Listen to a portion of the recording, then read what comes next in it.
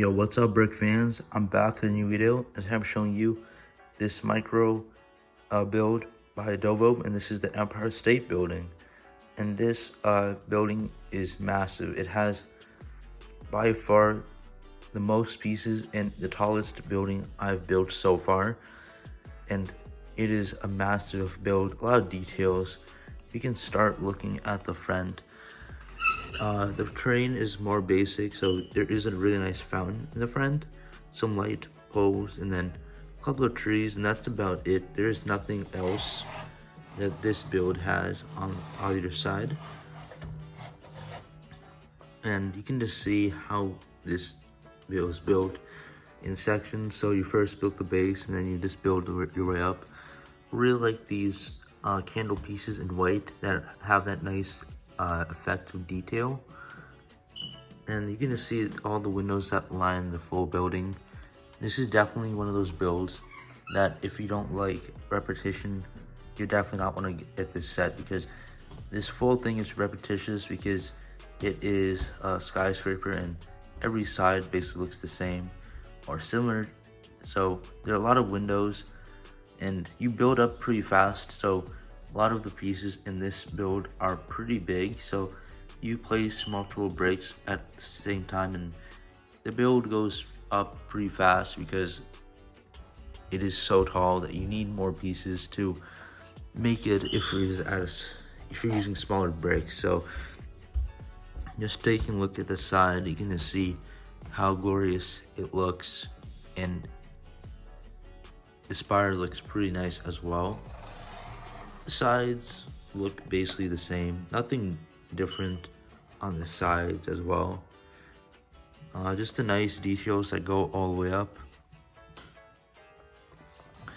And the back is basically identical as well. I really like the base floor. They've used clear white pieces instead of blue that's used for the rest of the building. I'm not sure why they decided to use trans blue, but it does add a little more pop. So overall, that looked pretty good as well. One of the things about these candle pieces is that they're all connected together. So you move this and all of this moves. So some of these kind of gets uncentered at times, including these corner pieces, which are pretty loose. So it is pretty hard to keep all of these straight at a given time. But I try my best to. For example, like these ones are not that straight, and you gotta like move them around and play around with them to get the best result for this build. And keep in mind that this build is so tall that it will not fit in any of my shelves. So it's in my city right now, and that's one of the things about this set. If you don't have shelf space, it'd be not a good idea to pick this up if you don't know what you're gonna put it, because it is so tall and you need a lot more space to display a build like this. But overall, this set was pretty cool to put together. Let's take a look at the spire. It's a really nice part of the building. It definitely tops off the building and finishes off the build. Without that, it looked kind of lacking. Looking at this top part where the observatory would be in real life, you can just see how the build was put together. And I really like how they've used light gray for the accenting colors of sort of these makeshift railing type things. And that just adds a little more detail to this build.